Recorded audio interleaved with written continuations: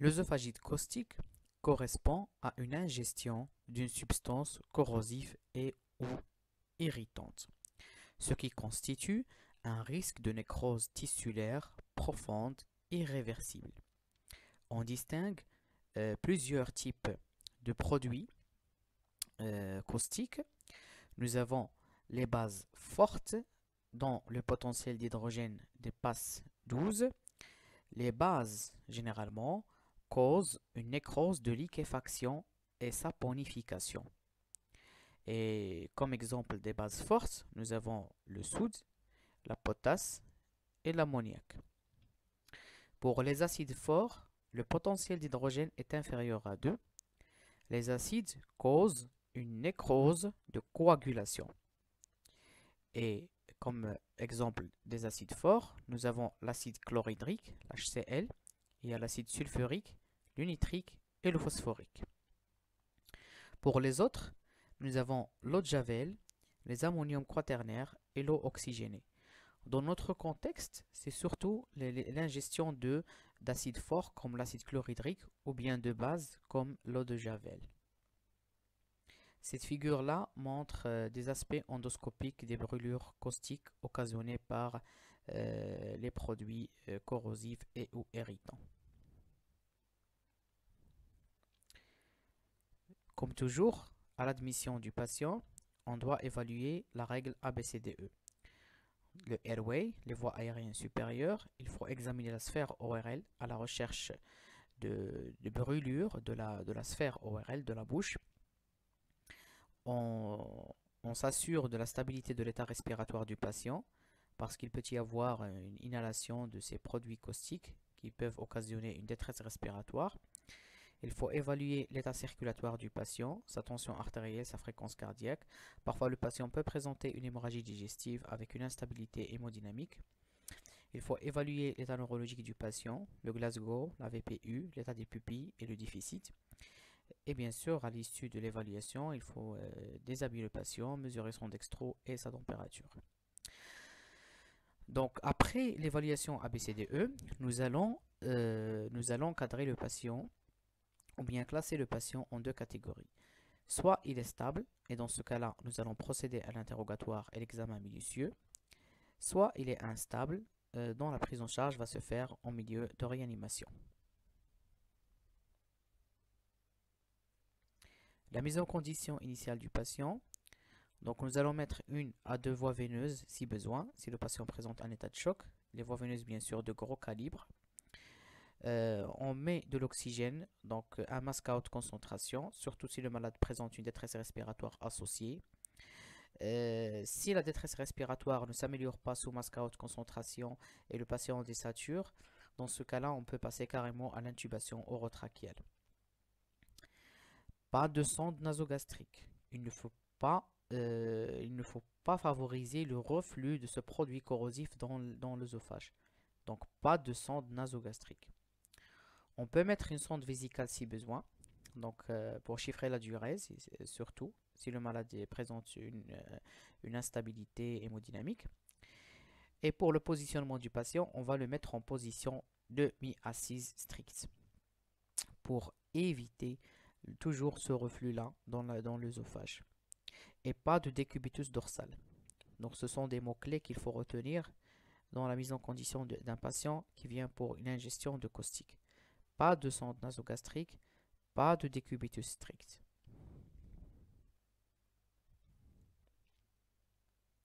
Si le patient est stable, il ne présente aucune détresse vitale, dans ce cas-là, nous allons procéder à l'interrogatoire et l'examen clinique minutieux. On va chercher l'âge, c'est souvent l'âge jeune, ou bien un enfant, un accident domestique. Il faut chercher un antécédent de maladie psychiatrique, un problème social, ou bien une notion de prise d'anticoagulants qui peuvent aggraver une hémorragie sous-jacente. Il faut préciser le type de produit ingéré et l'heure de l'ingestion du produit. Il faut chercher des signes associés qui peuvent constituer une urgence chirurgicale, comme l'hémorragie digestive à type d'hématémèse, une détresse respiratoire par brûlure des voies aériennes supérieures. Il faut chercher un état de choc et il faut chercher des douleurs abdominales qui peuvent témoigner d'une péritonite par perforation d'organes creux, notamment l'estomac.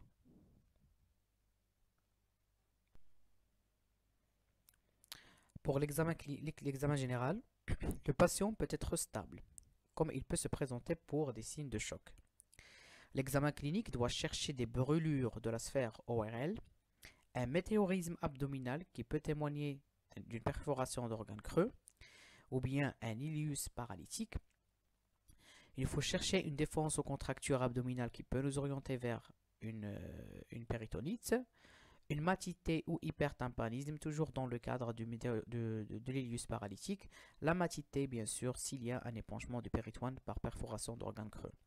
Le toucher rectal doit rechercher un saignement digestif. Biologiquement, on va demander un bilan biologique complet, énumération formule, le taux de fibrinogénémie, qui peut nous orienter vers une hémolyse ou bien une hémorragie, une CIVD. On demande le bilan hydroélectrolytique à la recherche d'une acidose avec de l'hypercalémie parce qu'il y a l'ingestion par exemple de l'HCl, donc il y a une addition des ions hydrogène dans la circulation sanguine, ce qui va entraîner une acidose associée à une hypercalémie.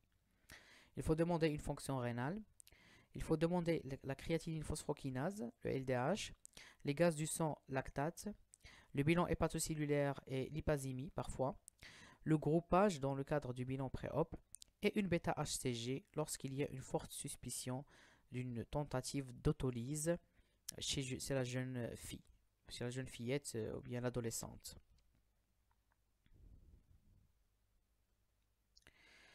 Il faut guetter les signes de gravité déjà à l'étape clinique.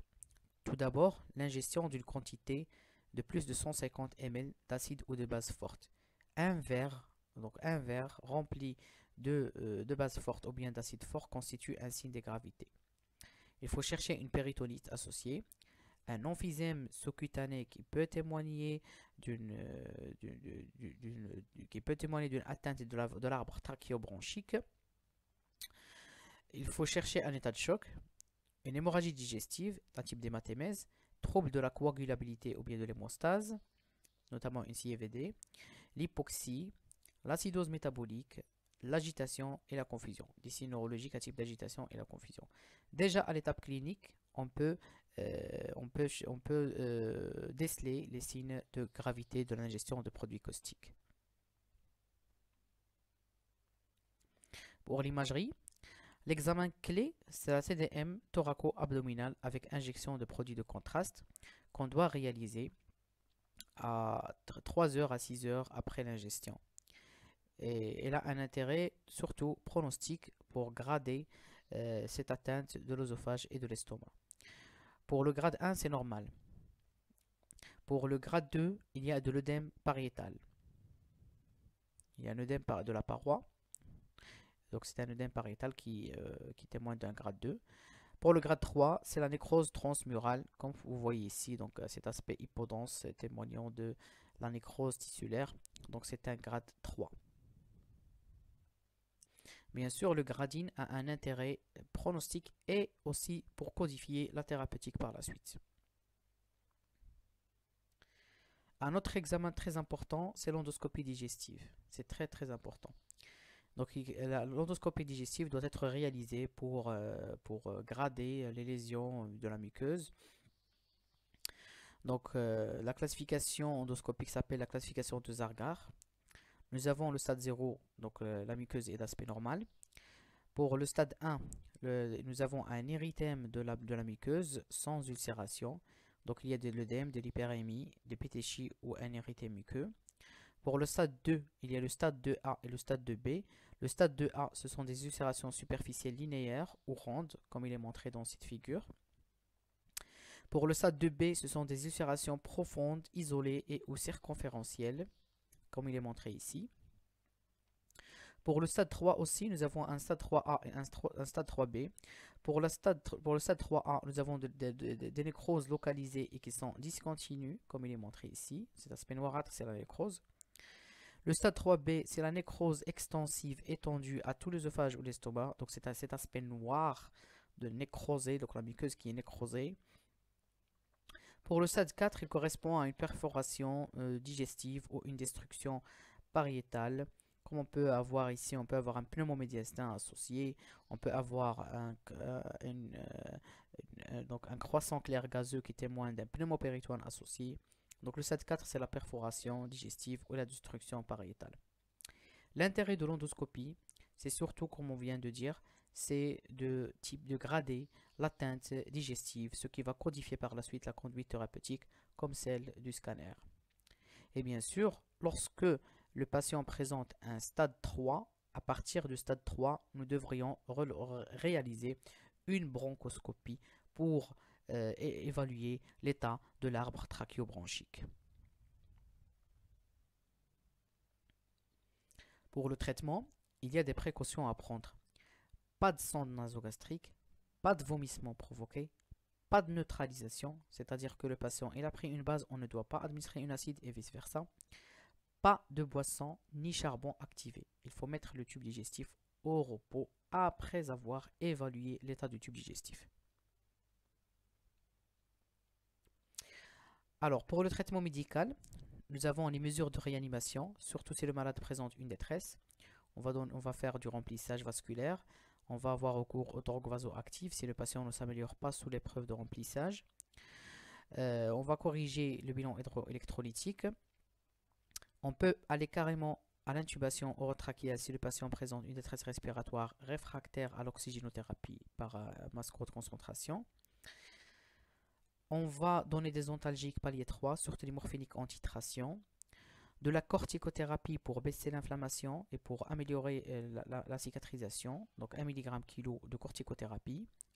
On va donner une protection gastrique par IPP pendant 6 semaines.